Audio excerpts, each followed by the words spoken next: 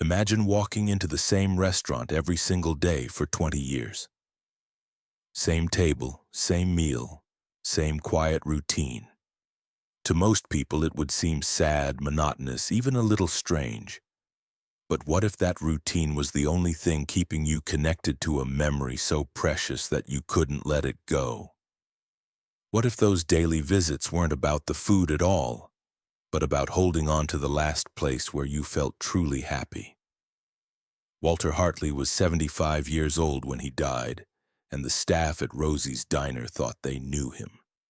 The old man who always came alone, who always smiled but never talked much about himself, who left generous tips and never complained. But when they attended his funeral and heard what his lawyer read from his will, they realized they hadn't known him at all.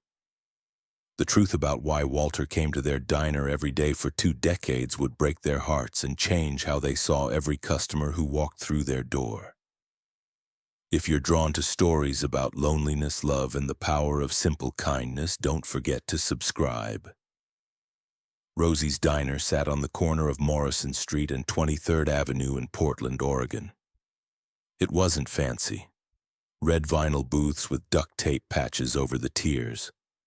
Formica countertops that had seen better days. A jukebox in the corner that still played songs from the 1980s. The kind of place that served coffee in thick ceramic mugs and called everyone hon, whether they liked it or not. But it was beloved. Local families came for Sunday breakfast. Construction workers stopped by for lunch.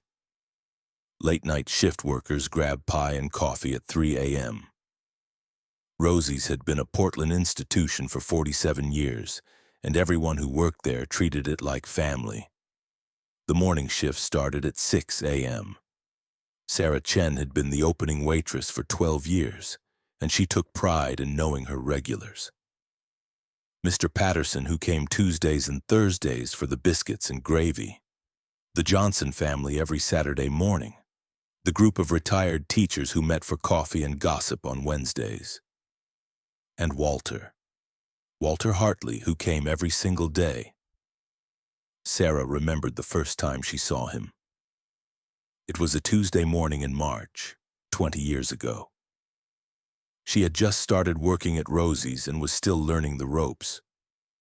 An elderly man walked in, maybe in his mid-50s back then, wearing a neat cardigan and pressed slacks. He was alone. "Just one?" Sarah had asked, grabbing a menu. "Yes, please. Booth 7, if it's available." Booth 7 was the corner booth by the front window with a view of the street. It was available, and Sarah led him there. "Coffee to start?" she asked. "Please. Black, no sugar." He ordered the number 3, scrambled eggs, wheat toast, hash browns, and a side of fresh fruit. He ate slowly, reading the newspaper, occasionally glancing out the window. When he finished, he left a 20% tip exactly, paid at the register, and thanked Sarah quietly. "Have a good day," he said with a small smile. "You too, hun." The next morning he was back. Same time, 7:15 a.m. Same booth, same order. And the next day, and the next. After 2 weeks, Sarah realized this man was going to be a regular, a serious regular, the kind who never deviated from routine. "You're here every day, huh?" she said one morning, pouring his coffee. "Yes," he replied simply. "I like the consistency." "Well, we're happy to have you. I'm Sarah, by the way." Walter Hartley. Nice to meet you, Sarah." Over the following months, Sarah learned Walter's routine by heart. He arrived at 7:15, give or take 5 minutes. He always chose booth 7. If it was occupied, he would wait patiently rather than sit elsewhere. He ordered the number 3 without fail, though occasionally he would ask for the fruit to be replaced with tomatoes. He brought the newspaper most days, though sometimes he just sat and watched the street through the window. He never used a phone while eating, never brought a laptop or tablet. Just sat, ate, observed. He was unfailingly polite. He remembered Sarah's name and the names of the other waitresses. He asked how they were doing, listened to their answers but never volunteered much about himself. When asked what he did for work, he said simply, "I'm retired. Used to work in accounting." When asked if he had family in Portland, he would smile sadly and say, "It's just me now." People didn't push. There was a dignity to Walter's privacy that made personal questions feel intrusive. After 5 years of daily visits, Walter had become as much a part of Rosie's as the coffee maker or the wobbly stool at the counter. New employees were introduced to him. "That's Mr. Hartley. Booth 7, number 3, black coffee. He comes every day. Treat him nice." The staff developed affection for him. Sarah's daughter, who sometimes visited the diner after school, knew Mr. Walter and would wave to him. The cook, a gruff man named Eddie who rarely showed emotion, would make sure Walter's eggs were cooked perfectly. "Why does he come every single day?" the younger waitresses would ask. "Maybe he's lonely," someone would suggest. "Or maybe he just really likes our food," Eddie would say with a rare grin. "Or maybe," Sarah would add quietly, "this place means something to him. Something we don't know about." What the staff at Rosie's didn't fully understand was how much their small, everyday kindnesses meant to Walter Hartley. They couldn't know because he never told them. But every smile, every good morning, every remembered preference was a lifeline for a man drowning in loneliness. Walter lived alone in a small apartment 15 minutes from the diner. It was clean and organized but impersonal, like a hotel room occupied by someone who had never quite settled in. There were no photographs on the walls, no personal mementos visible, just functional furniture and empty silence. His days followed a rigid pattern. Wake at 6:30, shower and dress, walk to Rosie's arriving at 7:15, eat breakfast, return home by 9, read, do crossword puzzles, take a walk in the afternoon, prepare a simple dinner, watch the news. Go to bed at 10 p.m., every day, every week, every month for 20 years. To an outsider, it would seem like a desperately lonely existence, and it was. But Walter had made peace with loneliness, or rather, he had learned to manage it, to create small structures that gave his days meaning even when meaning felt elusive. Rosie's Diner was the most important structure. It was the only place where people knew his name. The only place where he was expected, welcomed, remembered. In the rest of his life, Walter could disappear for weeks and no one would notice. But at Rosie's, if he missed even one day, people would wonder. That mattered more than he could ever express. There was a particular morning, about 10 years into his routine, that Walter remembered with painful clarity. He had woken up feeling desperately sad. It happened sometimes, waves of grief so strong they made it hard to breathe. On those mornings, the thought of facing another empty day felt unbearable, but he got dressed anyway. He walked to the diner anyway. Because Sarah would be there, Eddie would be there, Booth 7 would be there. And for 45 minutes, he wouldn't be completely alone. When he walked in that morning, Sarah took one look at his face and knew something was wrong. "Rough morning, Mr. Hartley?" she asked gently, pouring his coffee. "Something like that," he admitted. "Well, Eddie made fresh cinnamon rolls today. They're not on the menu, but I can snag you one if you want. On the house." "That's very kind of you, Sarah. Thank you." She brought him the warm roll, and as he ate it, the simple sweetness and her small act of care made the day feel slightly less impossible. Sarah never knew that on that particular morning, Walter had been contemplating whether life was worth continuing. She never knew that her kindness, her noticing that he was struggling, had pulled him back from a very dark edge. She just knew he seemed a little sad and she wanted to help. That was the thing about the staff at Rosie's. They treated everyone with basic human decency, but they paid special attention to the people who seemed like they needed it most. The elderly who came alone, the workers who looked exhausted, the young parents overwhelmed by crying babies. Walter was one of their special ones, though they never said it outright. They just made sure his coffee was always fresh, his eggs cooked right, and his presence acknowledged. "Morning, Mr. Hartley," became the greeting that marked the start of his day. "See you tomorrow," became the phrase that assured him tomorrow was worth seeing. Over 20 years, these small exchanges accumulated into something profound.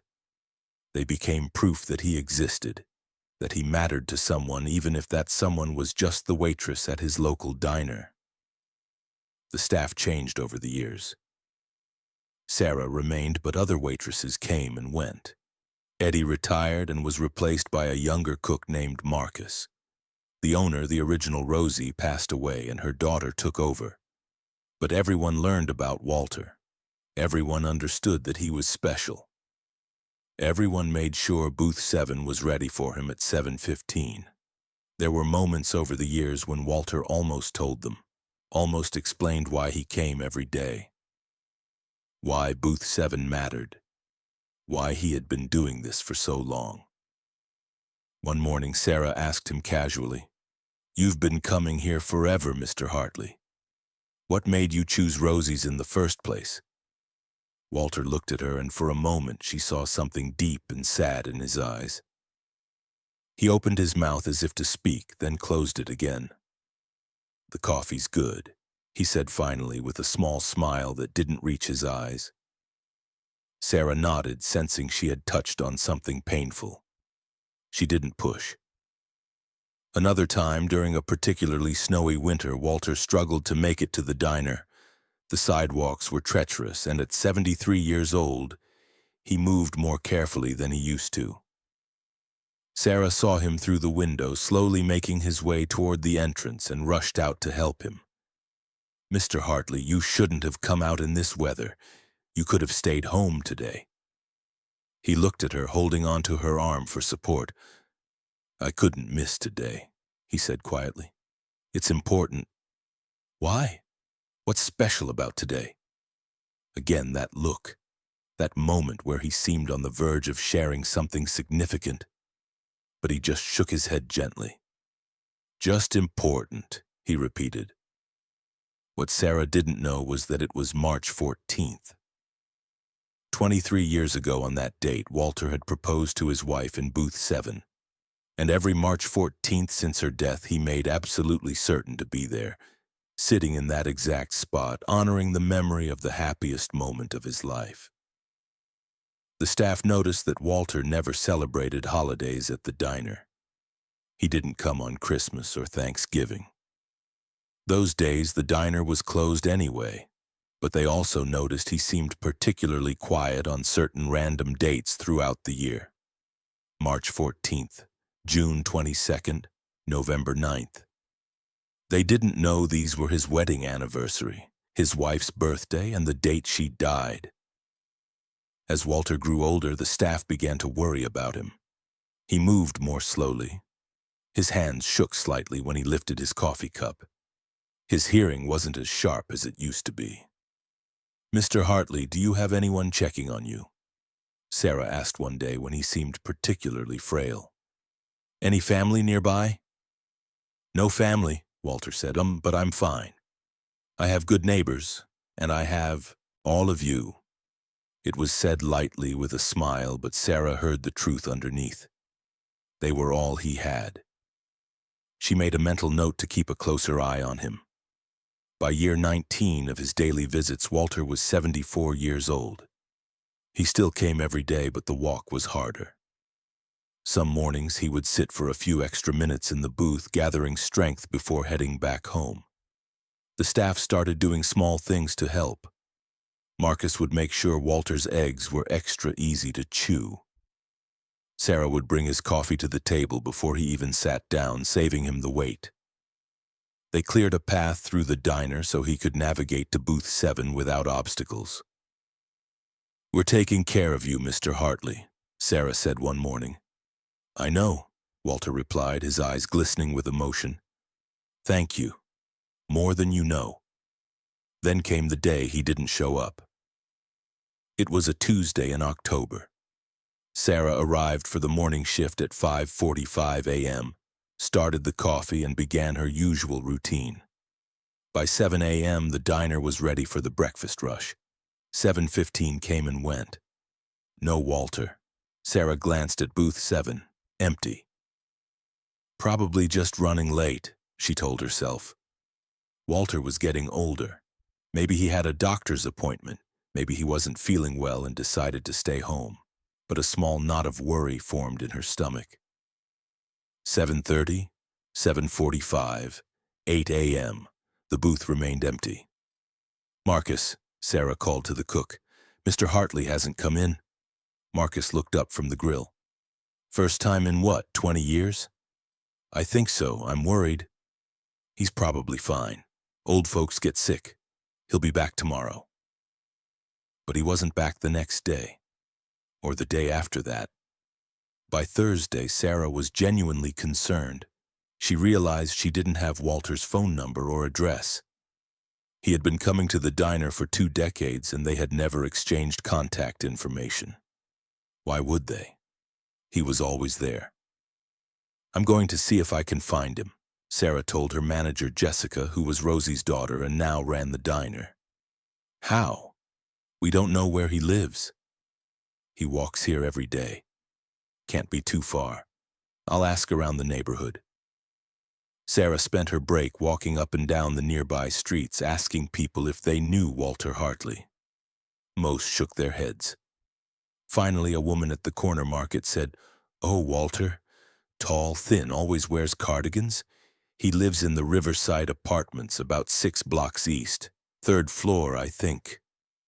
Sarah found the building. It was modest but well-maintained. She checked the directory. W. Hartley, apartment 312. She buzzed. No answer. She tried knocking on the apartment door. Still nothing. Growing more worried, Sarah went to the building manager's office. A middle-aged man looked up from his computer. "I'm looking for Walter Hartley in 312. He's a regular at my restaurant and he hasn't shown up in 3 days. I'm worried. Something might be wrong." The manager's expression changed. "You're from Rosie's Diner?" "Yes, how did you know?" "Because Mr. Hartley talked about that place constantly. He kept his receipts from every visit in a box in his apartment." He paused. "I'm sorry to tell you this, but Mr. Hartley passed away 3 days ago. He died in his sleep. Natural causes. He was 75. Sarah felt like the floor had dropped out from under her. She had known this could happen, that Walter was getting older, that eventually he would be gone. But the reality of it hit her like a physical blow. Was he alone when he died? The manager nodded sadly. The neighbor noticed when his newspapers started piling up.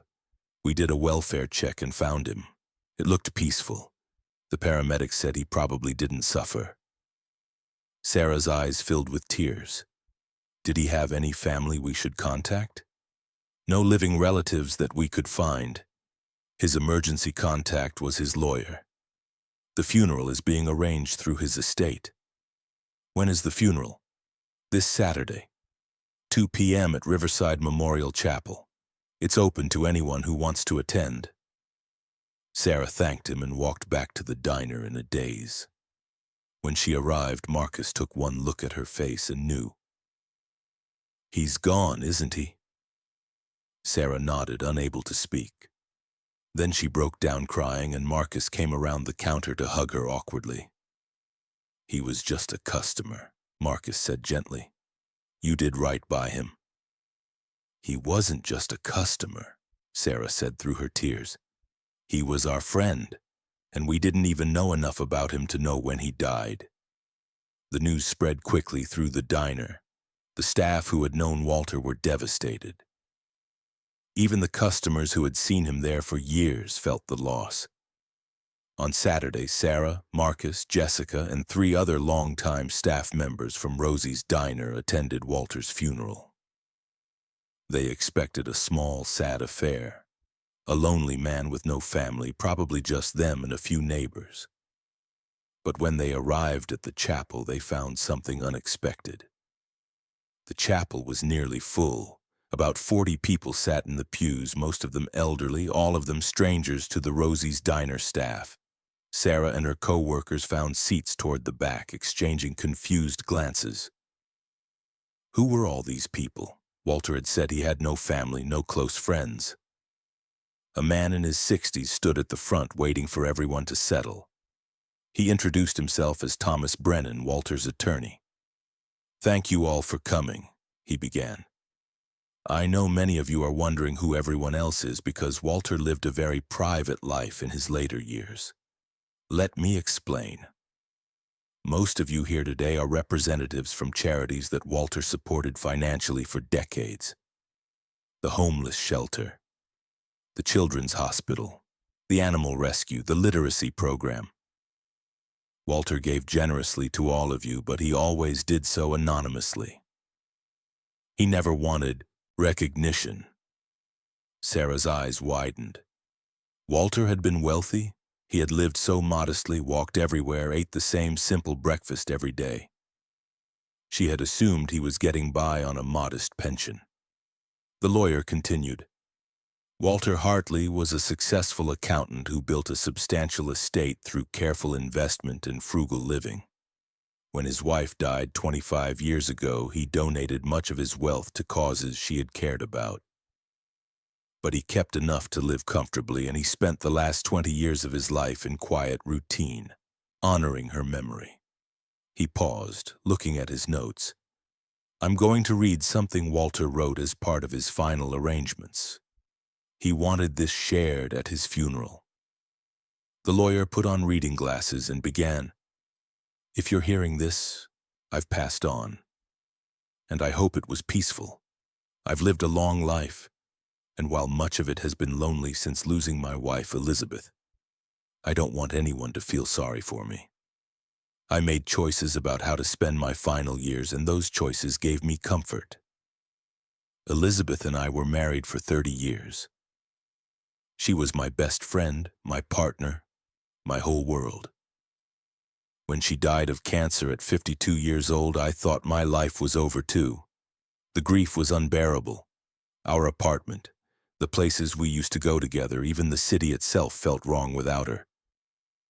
I considered leaving Portland, starting over somewhere else.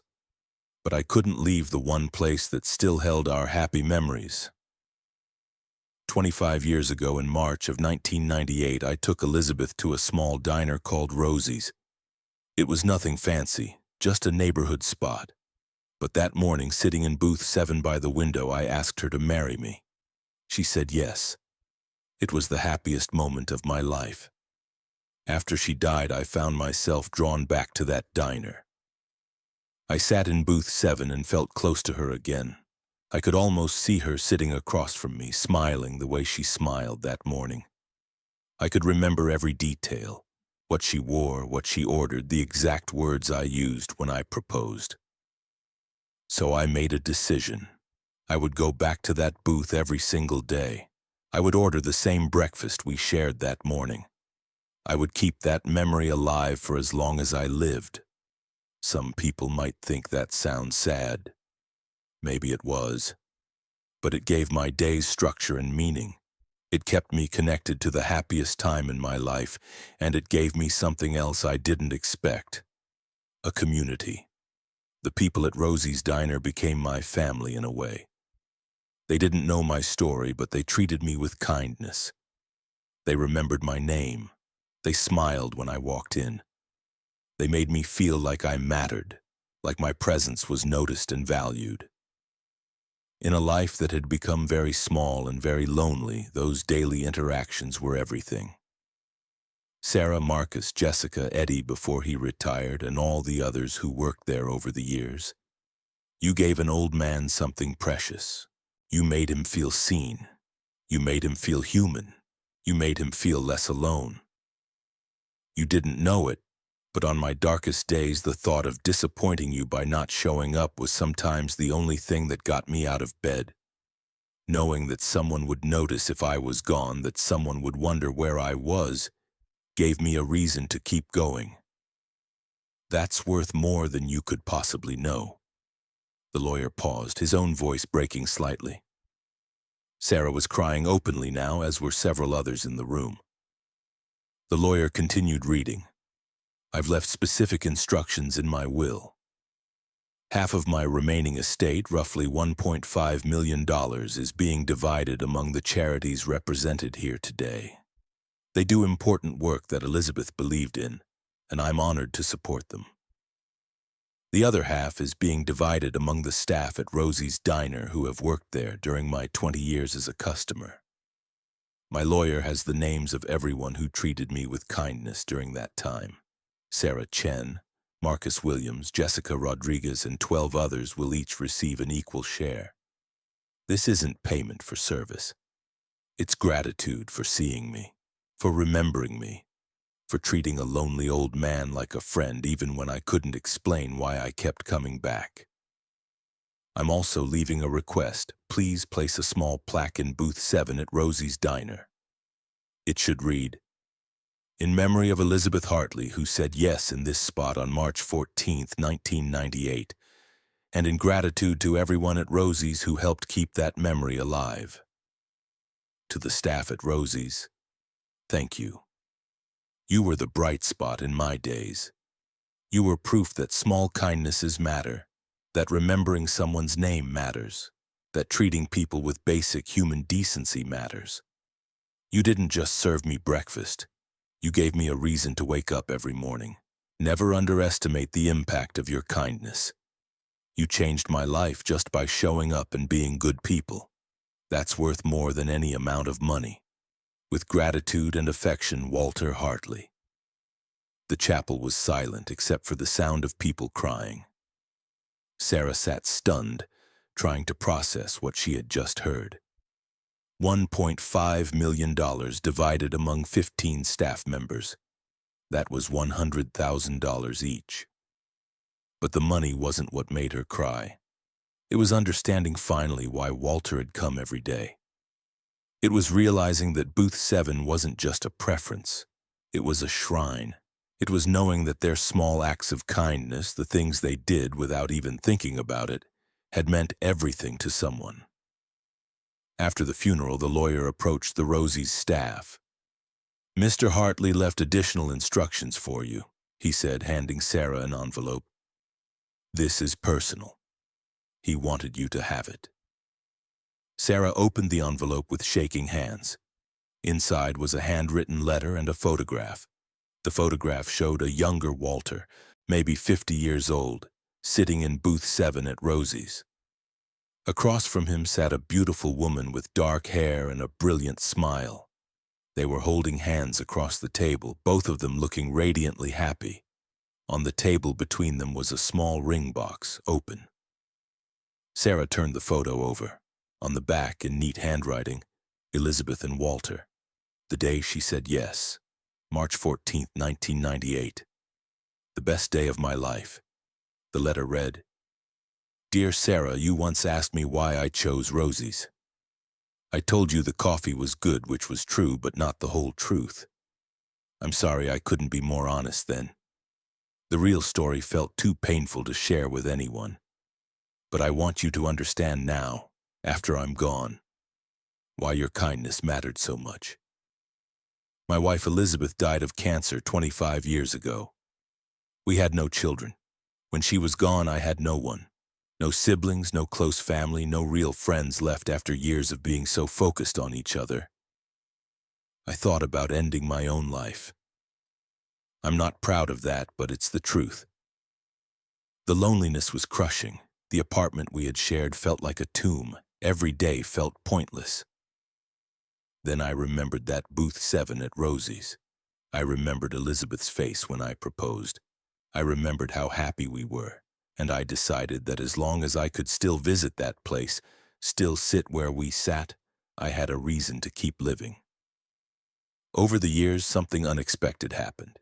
You and your co-workers became important to me. You didn't know my story, but you treated me like I mattered.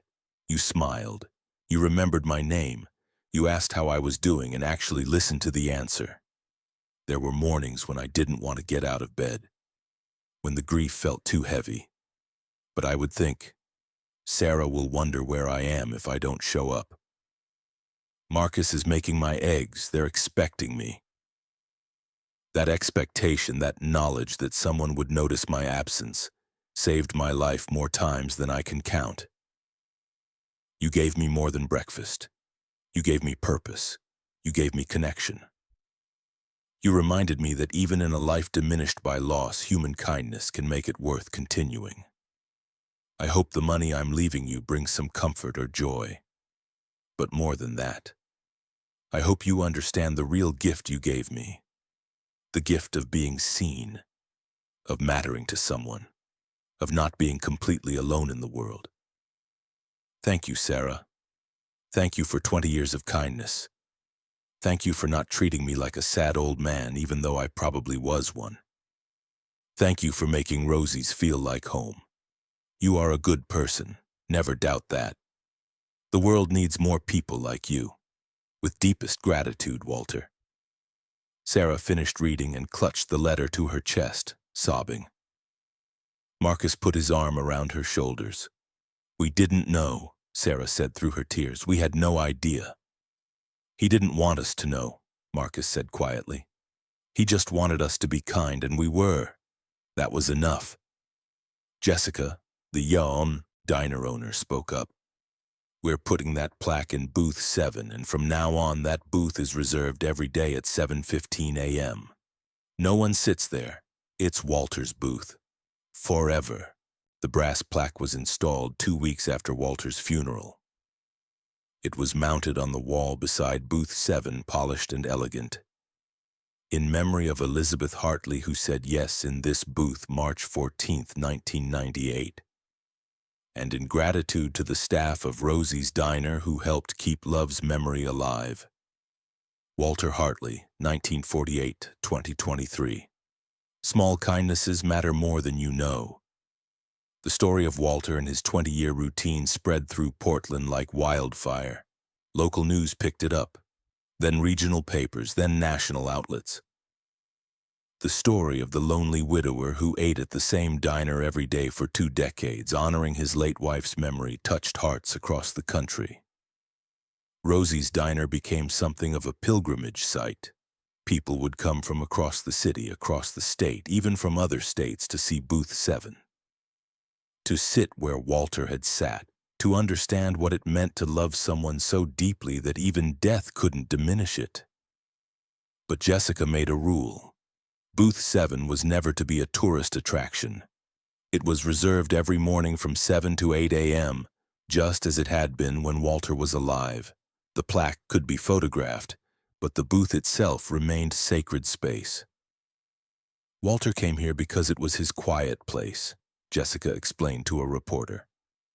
We're not going to turn his memory into a spectacle. People can visit, they can read the plaque, but booth 7 stays empty during Walter's time. That's our way of honoring him. Sarah used part of her inheritance to pay off her mortgage and put her daughter through college. But she also started something new. Once a month, she would pay for a stranger's meal at the diner anonymously.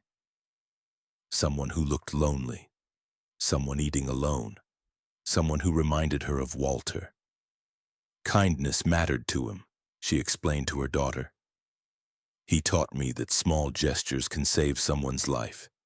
I want to pass that forward. Marcus used his share to open a culinary program for at-risk youth, teaching kids from difficult backgrounds how to cook. On the wall of his classroom, he hung a copy of Walter's photograph from booth 7. This man, he would tell his students, taught me that everyone who walks through your door has a story. Treat them with respect. Remember their names. Show them kindness. You never know what battles they're fighting or how much your small act of decency might mean. The other staff members all had their own stories about how Walter's gift changed their lives. Medical bills paid, debts cleared, dreams made possible. But they all said the same thing. The money was wonderful, but the real gift was understanding that their work mattered. That serving people with kindness was valuable. That they had made a difference. 1 year after Walter's death on March 14th, the staff at Rosie's held a small ceremony. They placed a single red rose in a vase on booth 7. They stood together and shared memories of Walter, the quiet man who had been part of their daily lives for so long.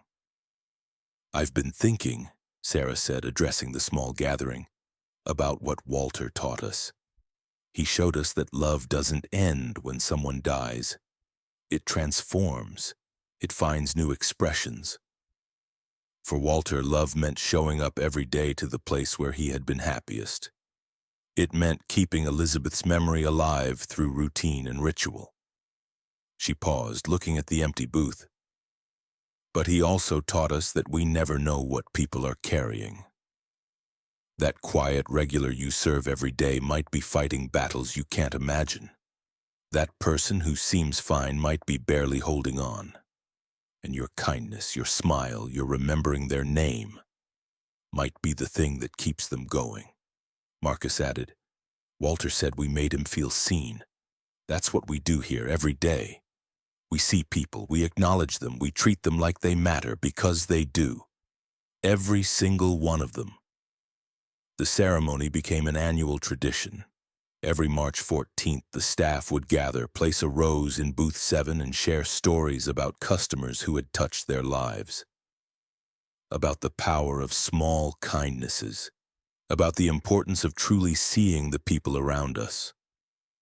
5 years after Walter's death, a young woman came into Rosie's diner. She asked to sit in booth 7 during the reserved time. Sarah was about to explain the policy when the woman said, "My name is Claire Morrison. My grandmother was Elizabeth Hartley. Walter was my step-grandfather." Sarah's eyes widened. "I didn't know Elizabeth had family." "She had a daughter from a previous marriage, my mother. They had a complicated relationship. After my grandmother died, we lost touch with Walter. My mother felt guilty about that for years." Claire's eyes filled with tears. "When the story about Walter came out, when we learned what he had been doing all these years, my mother was devastated. She had no idea he was so alone. She had no idea he was still grieving so deeply." Sarah invited Claire to sit. They talked for over an hour. Claire shared stories about Elizabeth, about her love of simple things, about her generosity and warmth. Sarah shared stories about Walter, about his quiet dignity, about how he had touched their lives. "He loved her so much," Sarah said. "Every day for 20 years he came here to remember her, to honor her, to keep their love alive." Claire wiped her eyes. "My grandmother would have been so moved by that. She always said Walter was the love of her life. They had such a short time together, only 30 years. But it was real, it was deep, and apparently it was forever." She reached into her bag and pulled out an old photograph. It showed Elizabeth and Walter on their wedding day, both beaming with joy. "I want you to have this," Claire said.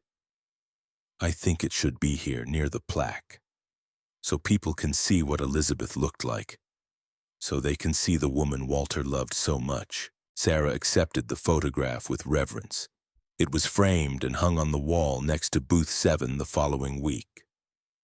Now visitors could see not just the plaque, but the faces of the couple whose love story had unfolded in that simple diner booth. The years continued to pass. Sarah eventually retired from waitressing but stayed involved with the diner, training new staff and making sure they understood the story of booth 7. "This booth," she would tell newcomers, "represents everything we stand for: love, memory, kindness, community. When you see someone sitting alone, when you notice a regular hasn't come in, when you take a moment to actually see the people you serve, you're honoring Walter's legacy." The story spread beyond Portland. It was featured in books about love and loss. It appeared in articles about loneliness in modern society. It became a parable about the importance of human connection in an increasingly disconnected world. But at its heart, it remained a simple story. A man loved a woman. She died. He found a way to keep loving her. And in the process, he created a community that showed him his life still mattered.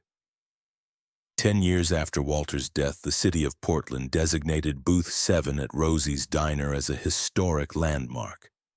Not because of architectural significance or political importance, but because of what it represented. The enduring power of love and the importance of treating every person with dignity and kindness.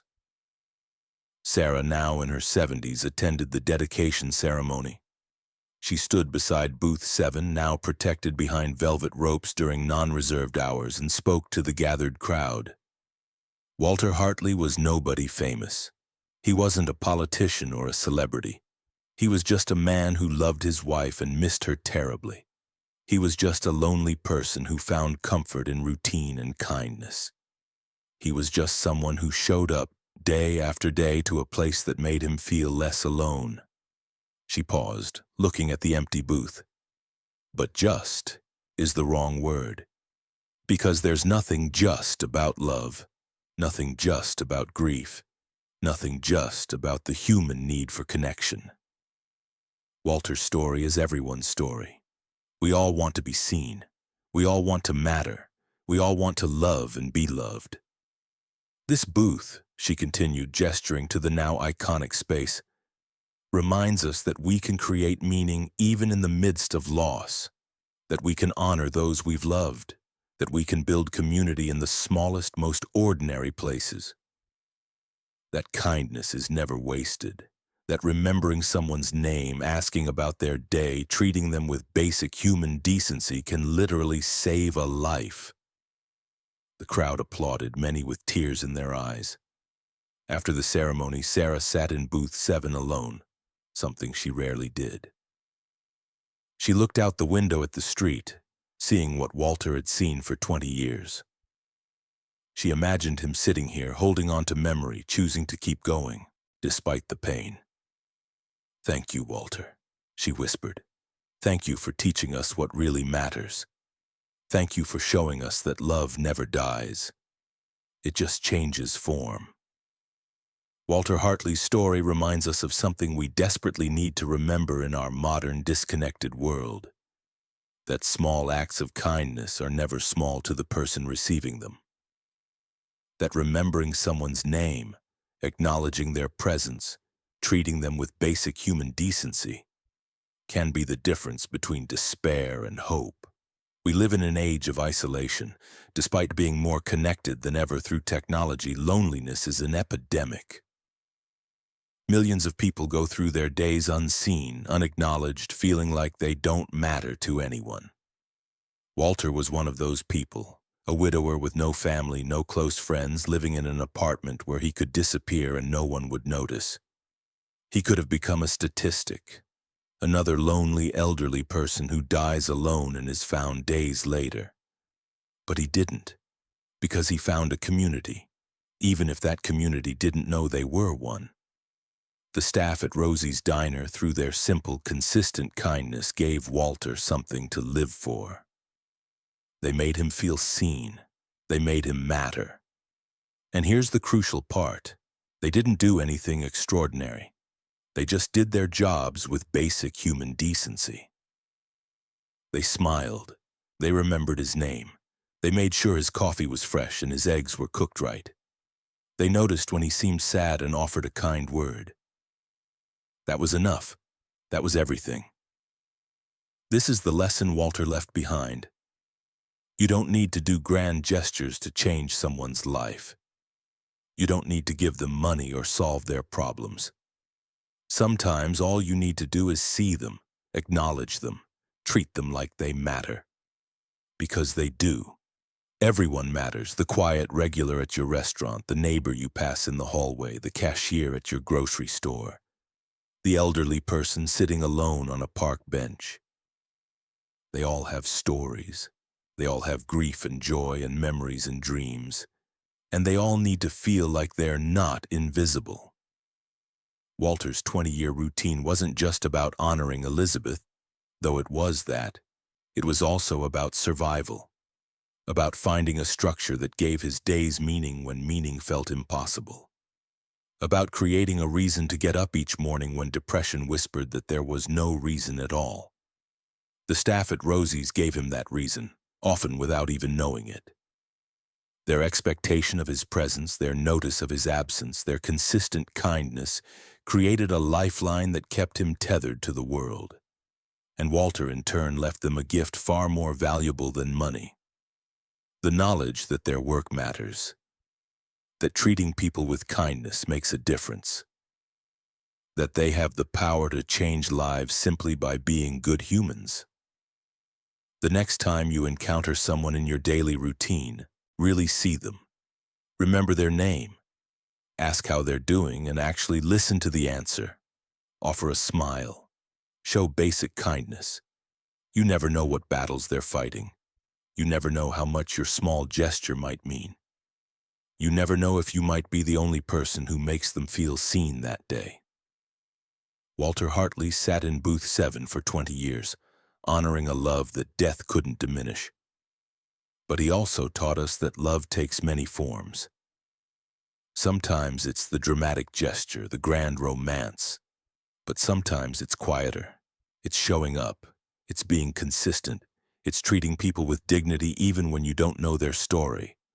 That kind of love, the everyday kind, the kind that shows up in diners and grocery stores and apartment hallways, might be the most important kind of all. Because it reminds us that we're all in this together. That we all need each other. That kindness is never wasted.